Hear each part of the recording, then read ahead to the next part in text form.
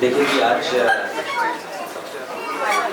एक चीज़ बहुत इम्पोर्टेंट है कि जितने भी कंटेस्टेंट यहाँ पर हैं, मैंने कंटेस्ट किया था रेसलिंग मिस्टर इंडिया 2004। ये इंडिया का बहुत बड़ा कॉन्टेस्ट माना जाता था और उसमें मिस्टर फोटोजेनिक का टाइटल मिला था। मैं जीता नहीं था, लेकिन वहाँ पर एक बात बहुत अच्छे से सिखाई गई। वो ये सिखाया गया था कि आपकी जो अपनी भाषा है आपको बोलने में कतराइए। कोई ज़रूरी नहीं है कि आप अगर इंग्लिश बोलेंगे तो आपको ज़्यादा नंबर मिलेंगे। ये हमें पहले ही बोल दिया गया था। आप हिंदी बोलेंगे तो तब भी आपको उतने ही नंबर दिए जाएंगे, बल्कि थोड़ा सा ज़्यादा अच्छे तरीके से देखा जाएगा। तो कभी भी ये मत सोचिएगा, कभी भी कतराइएगा मत कि मैं इंग्लिश बोलूँ या हिंदी बोलूँ। आपको हिंदी भी चलेगी, हिंदी ज़्यादा अच्छी।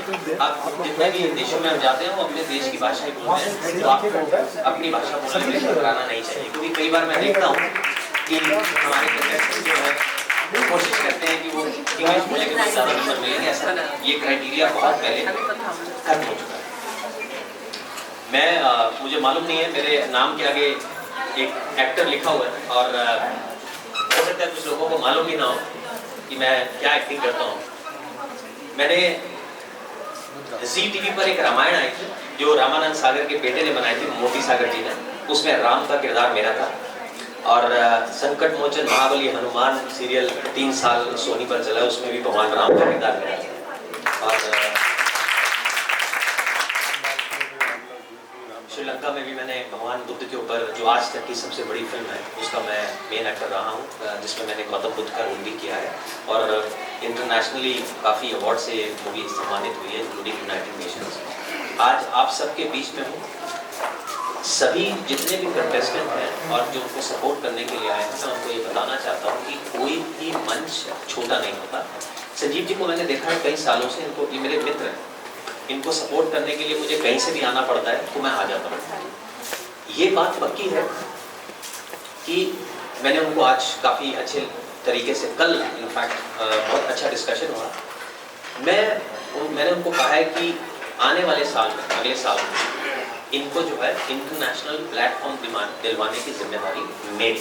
ये जितने भी यहाँ पे कंटेस्टेंट होंगे, हम कोशिश करेंगे कि अगला जो हमारा ये पैजेंट है वो किसी न किसी तरीके से थाईलैंड में हो, और उसके लिए मैं इनको पूरा सपोर्ट करूँगा। और जहाँ तक प्लेटफॉर्म दिलवाने की बात है, मैं बॉम्बे में 15 साल से इसी फील्ड में हूँ। काफ़ी सारे सीरियल किए हैं मैंने। अभी तो खाली आपको रामायण बताया है। शुरुआत मैंने कुमकुम से की थी। कुमकुम का बेटा था मैं जब मेरा पहला सीरियल वही था। तो ये बात आप सभी ध्यान में रखें, क्योंकि आप जयपुर से हैं, बॉम्बे की बातें हैं। कोई लोग आपको भटका भी सकते हैं, बहला फुसला भी सकते हैं। तो ये बात याद रखिए कि बॉम्बे में अगर आपको कोई कहता है कि आप आ जाइए, मैं आपको ये काम पक्का दिलवा दूंगा, तो आप ये समझ जाइएगा कि वो झूठ होगा। तो अपने बच्चों को, भाई बहनों को ऐसे लोगों से आप दूर रखिएगा।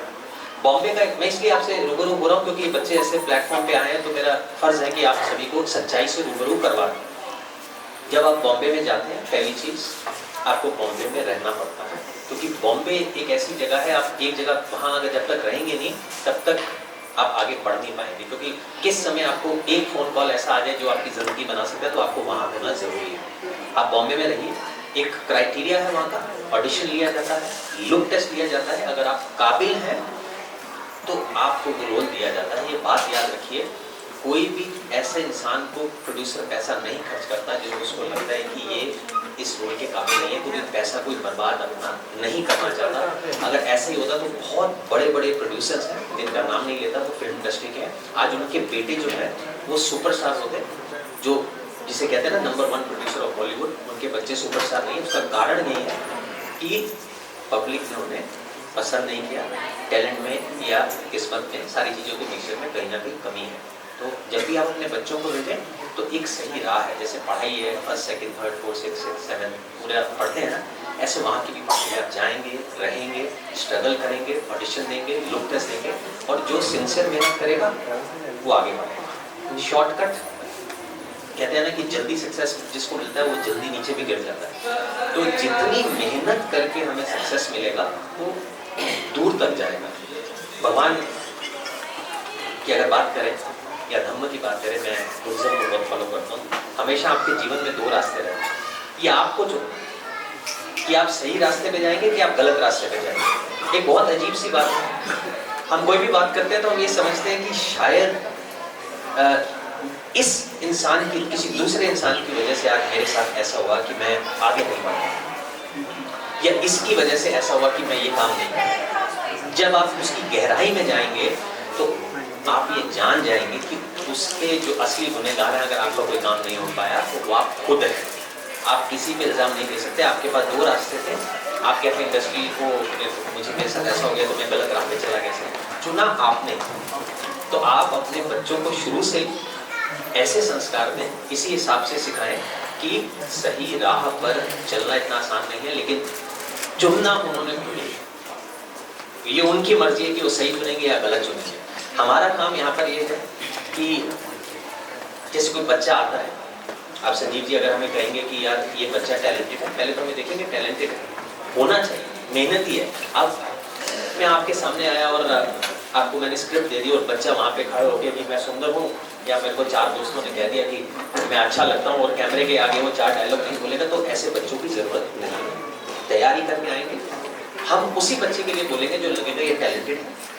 हमारा काम इतना होगा कि उसको सही जगह पर पहुँचा दें। प्रॉब्लम क्या होता है, कई बार यही नहीं मालूम है कि हमें जाना कहाँ है, तो हम उन्हें एक रास्ता दिखाएंगे कि ये जगह पर जाना, कोशिश करेंगे कि उनको कहेंगे इनका अच्छे से ऑडिशन लीजिए, ये टैलेंटेड बच्चा है, तो वो उसका अच्छे से ऑडिशन लेकर ऊपर तक पहुंचाएंगे। जो लोग चुनने वाले हैं ये उनकी किस्मत और उनके चयन के ऊपर है, तो उसके लिए हम आपके साथ हैं। और मुझे बहुत अच्छा लगा कि इन्होंने, मैंने देखा पति इतना जल्दी अपनी वाइफ को सपोर्ट नहीं करते हैं, और ये आप लोगों के लिए इंस्पिरेशन कि आप सपोर्ट कर रहे हैं, वो सारे काम छोड़कर ये भी काम करें, तो कितनी अच्छी बात है। बाकी लड़कियां हैं जो दूर दूर से आई हैं और यहाँ रैंप पर चल रही हैं, तो मुझे उम्मीद है कि कहीं ना कहीं मैं किसी भी रूप में, अगर आपके किसी भी काम आप हो संजीव जी के मैं साथ हूँ हमेशा, वो छोटा पैजेंट करें या बड़ा करें, मैं हमेशा उनके साथ हूँ। कोरोना का समय है, जो आज पैजेंट थोड़ा सा इसका साइज छोटा है, लेकिन कहते हैं ना काम हमेशा काम होता है, छोटा या बड़ा नहीं होता, तो वो सोच के करना चाहिए। और आगे जो है राह बहुत लंबी है और मिल के आगे बढ़ेंगे, और अगले साल कोशिश पूरी करेंगे कि ये जो अगला पैजेंट है वो थाईलैंड में किया जाए। मैं पूरा सपोर्ट करूँगा, बाकी किस्मत और मेहनत संजीव जी की होगी, सपोर्ट हमारा होगा। आप सबको सपोर्ट करिए।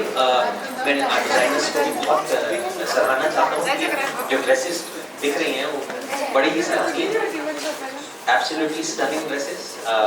ऐसा लगता है कि you know somehow you also need a much bigger platform. That definitely if we go to Thailand, you will get some international models also to perform, to wear your beautiful dresses, so that it will get a great mileage in the future. So I wish you all the best, both of you. Wonderful job done. Gaurav ji हमारे साथ आए हैं, दिल्ली से आए हैं, Lions club के साथ हैं, मैम साथ हैं हमारे। गौरव जी का इंट्रोडक्शन मेरे पुराने मित्र हैं, वो भी लोगों के लिए बहुत काम करते हैं।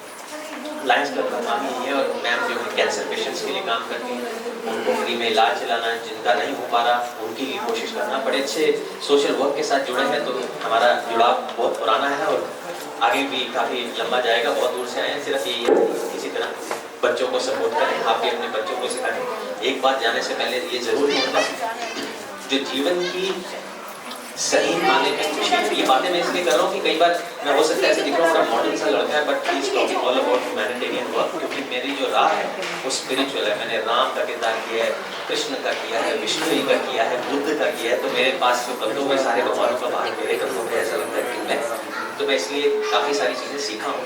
तो जो मैंने पाया सही माने में जो खुशी है वो दूसरों की मदद करके, सर्विस करके ह्यूमैनिटी में, उससे बड़ी कोई खुशी नहीं होती। एक बार ये जान लीजिएगा, जिसका एग्जांपल सिंपल है। कई बार